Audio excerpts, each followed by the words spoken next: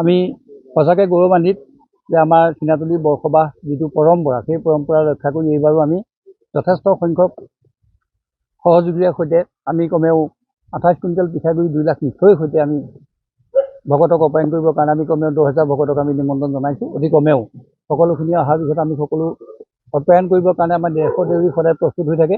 তেওঁলোকে সকলো সুন্দৰভাৱে কৰে আৰু আমি যিটো পানী তোলা অনুষ্ঠানটো কৰি আছোঁ, এয়া দুজনা হাতীৰ সৈতে কালি আৰম্ভ কৰিছিলোঁ আৰু এতিয়া বৃদ্ধ বনিতা আবাল শিশু সকলোৱে পানী তোলা অনুষ্ঠানত অংশগ্ৰহণ কৰিছে।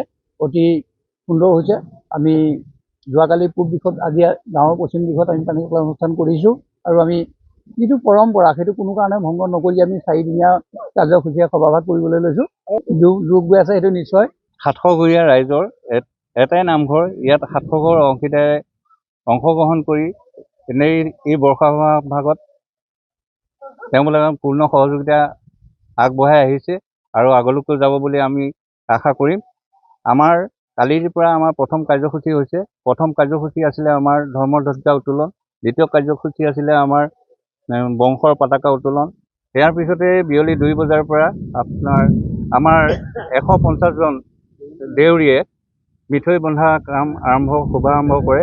ইয়াৰ পিছতে আজি ধৰ্মীয় ৰীতি নীতিৰে আমাৰ বহু অগণন ভক্তই এই শোভাযাত্ৰাত অংশগ্ৰহণ কৰিছে আৰু খুব সুন্দৰকৈ শোভাযাত্ৰা আমাৰ ওলাই গৈছে।